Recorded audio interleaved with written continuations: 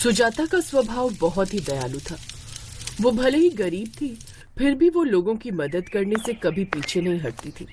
पर सुजाता को लोगों की मदद करते देख उसकी सास जानकी का मुंह बन जाता था। सुजाता, ये सुबह सुबह रोटियां किसे खिलाने ले जा रही है? माँ जी, वो सामने नीम के पेड़ के नीचे कल रात से एक बीमार बूढ़ी अम्मा भूखी बैठी हुई हैं। उनसे चला भी नहीं जा रहा, तो उन्हें 2 रोटी खिलाकर ये बुखार की गोली दे रही थी।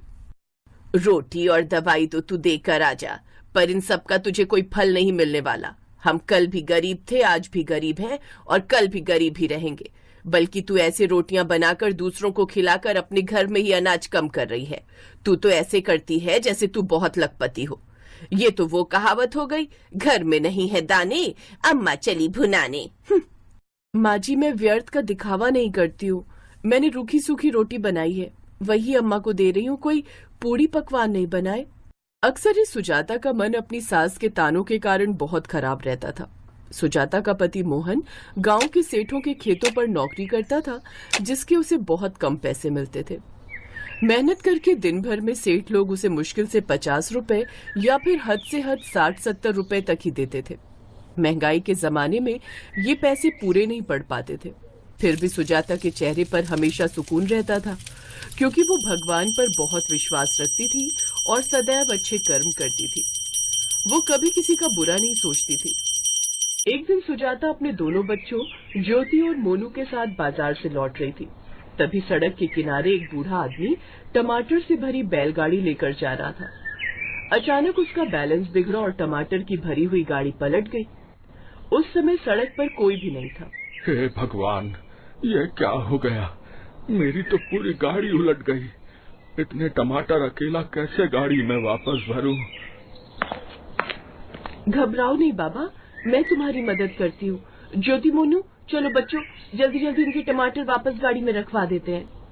टमाटर सड़क पर इधर उधर दूर दूर तक बिखर गए थे।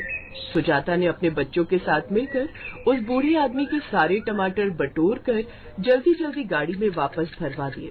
बहुत बहुत धन्यवाद बेटी, तुमने तो सारे टमाटर गाड़ी में वापस भरवा दिए। मैं तो अकेला इतना सब कर ही ना पाता। मैं तो बहुत घबरा गया था। मुझे ये सारे टमाटर शहर की मंडी में लेकर जाने हैं। अगर एक भी टमाटर खराब हो जाता तो मालिक मुझ पर बहुत गुस्सा होता। जीते रहो बेटी, सदा खुश रहो। आपने आशीर्वाद दिया, मुझे बहुत खुशी है बाबा। अच्छा, हम चलते हैं, आप भी आराम से जाना। हाँ, रुको बिटिया, तुम्हारे पास ये थैला है ना? लाओ जरा थैला मुझे दो। सुजाता थैला बूढ़े आदमी को दे देती है। वो बूढ़ा आदमी थैले में टमाटर भरकर सुजाता को दे देता है। बेटी, ये टमाटर तुम्हारे लिए। पर बाबा, आपके टमाटर कम हो जाएंगे।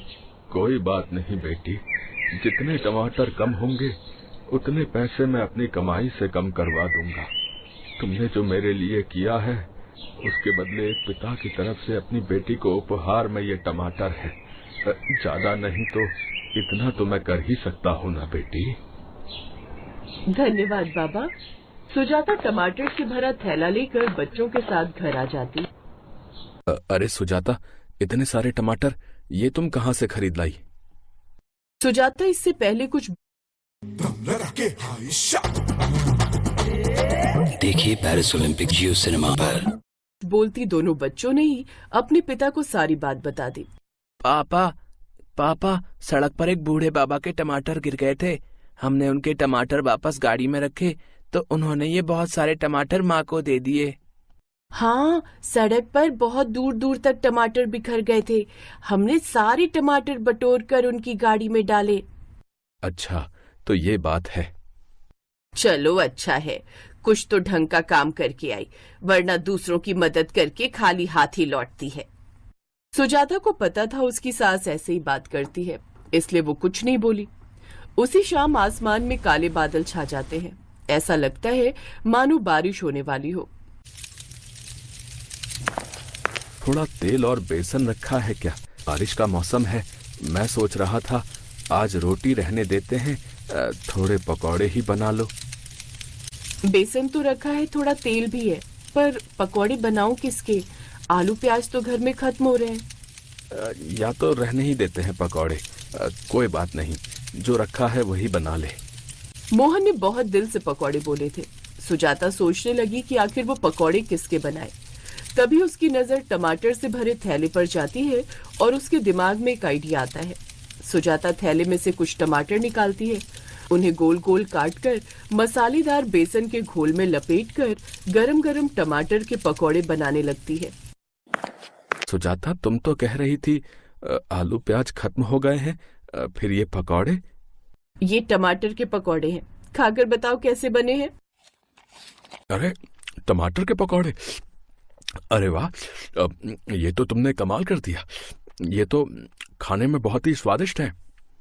सुजाता उस दिन सबको करारे करारे टमाटर के पकौड़े बनाकर खिलाती है। सबको टमाटर के पकौड़े बहुत बढ़िया लगते हैं। रात को सोते सोते सुजाता के दिमाग में कुछ चल रहा था। अगले दिन जब वो सोकर उठी तो मोहन से बोली, सुनो, कल रात मेरे दिमाग में एक बात आई थी। हमारे गांव में सब जो भी पकौड़े बनाते हैं वो आलू प्याज मिर्ची या फिर पनीर के होते हैं, पर टमाटर के पकौड़े कोई भी नहीं बनाता। तुम भी सुबह खेत पर चले जाते हो, बच्चे भी स्कूल चले जाते हैं या फिर खेलते हैं, माँ जी भी मंदिर चली जाती हैं या फिर अपने काम करती हैं, और मैं भी घर के काम करने के बाद खाली रहती हूँ। अगर तुम मुझे हामी भरो तो क्यों ना मैं शाम के समय टमाटर के पकौड़े का ठेला लगा लूं। इससे तुम्हें मदद मिलेगी और घर में पैसों की भी दिक्कत नहीं होगी।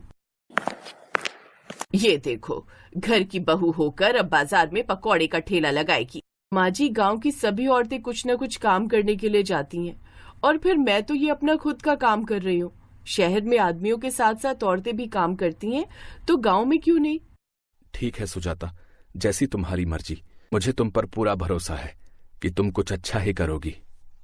सुजाता की सास का मुंह बन जाता है, पर उसका पति उसका साथ देता है और अपनी मेहनत और मोहन के सपोर्ट से वो गांव में टमाटर के पकौड़ों का ठेला लगाने लगती है।